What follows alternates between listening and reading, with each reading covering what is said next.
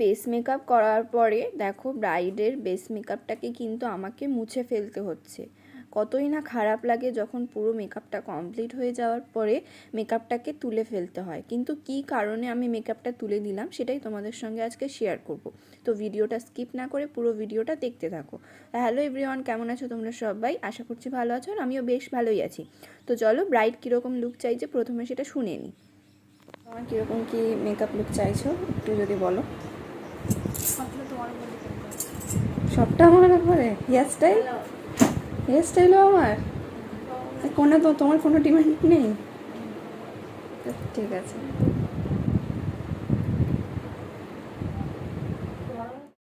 তো শুনেই নিলে ব্রাইডের মুখ থেকে যে ব্রাইড কীরকম লুক চাইছে। মানে ও পুরোটাই আমার ওপরে ছেড়ে দিয়েছে, ওর কোনো রিকোয়ারমেন্ট ছিল না। আর ও এতই শান্তশিষ্ট মেয়ে, মানে সাজতেও খুব একটা পছন্দ করে না। একদম বলেছিল যে সিম্পলের মধ্যেই রেখো, যেহেতু আমি একদম সাজতে ভালোবাসি না। মানে পুরোটাই আমার ওপরে ছেড়ে দিয়েছিল। চুলও কীরকম বাঁধবে সেটাও ওর কোনো কিছু ঠিক ছিল না। আর ওর যে বুকিং করেছিল সেটা হচ্ছে ছোট জা, মানে ও হচ্ছে বাড়ির সেজো বউ, আর ওর থেকে যে ছোট মানে ছোট জাও আমাকে বুকিং করেছিল। তো বলেছিল দিদি বেস্ট হিসেবে তুমি ওকে সাজিয়ে দিও। খুব একটা সাজতে পছন্দ করে না, তাও তুমি ওর মনের মতন করে স্পেশাল দিনটাকে সাজিয়ে দিও। তো আমি সেটাই চেষ্টা করছি। ওর মুখে মানে দেখতেই পাচ্ছ একদমই চুপচাপ, কোনো কথাবার্তা কিছুই তেমন বলে না, একদম গম্ভীর হয়ে বসেছিল। আর আমি ততক্ষণ মেকআপ করছিলাম। আর ওর যে ছোটো যা সেটা আবার মানে ওর অপোজিট, মানে খুব চঞ্চল, খুব বকবক করে। তো ওর সঙ্গে আমি প্রচুর গল্প করছিলাম। আর এই ব্রাইড হচ্ছে প্রচণ্ডই চুপচাপ, কোনোই কথা বলে না। আমরা যদি 10টা কথা বলি ও একটা কথা বলে কি না তার সম্ভাবনা আছে। কিন্তু খুব ধৈর্য ধরে আমাকে মেকআপটা করতে দিয়েছে, কোনো ডিস্টার্ব করেনি। আর দেখতেই পাচ্ছ এখানে স্টেপ বাই স্টেপ আমি সব কিছু ফলো করে নিলাম। কিন্তু আমি তোমাদের ফার্স্টেই বললাম যেটা, যে ওর মেকআপটা কিন্তু মাঝে আমাকে মুছে ফেলতে হয়েছে। কেন সেটাই তোমাদের সঙ্গে শেয়ার করব আস্তে আস্তে। তো দেখো আমি কিন্তু এখানে বেস মেকআপটা করে নিচ্ছি। আর ওর যেহেতু বুকিংটা ছিল ক্রায়োলনের, তো ওই জন্য ক্রায়োলনের দিয়েই আমি কিন্তু কাজটা করছিলাম।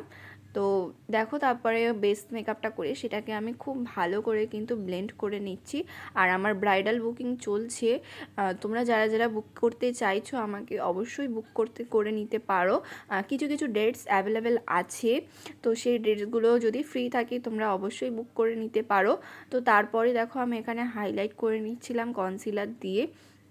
তো হাইলাইট করে নিয়ে সেটাকেও খুব সুন্দর করে কিন্তু আমি ব্লেন্ড করে নিয়েছি।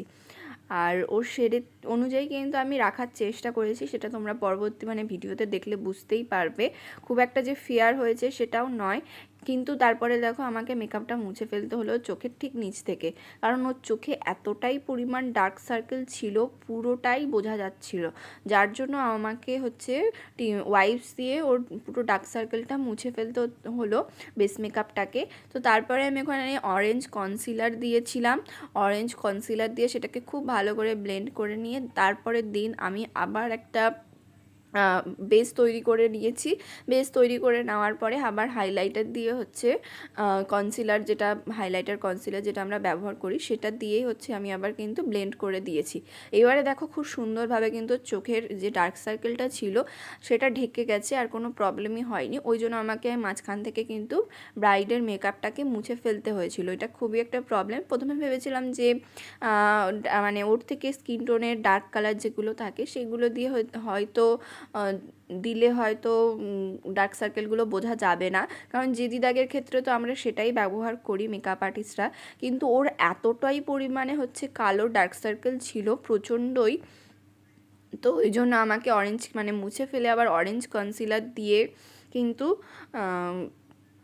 ব্লেন্ড করে নিয়ে আবার সেটাকে বেস মেকআপ কিন্তু খুব ভালো করে করতে হয়েছে।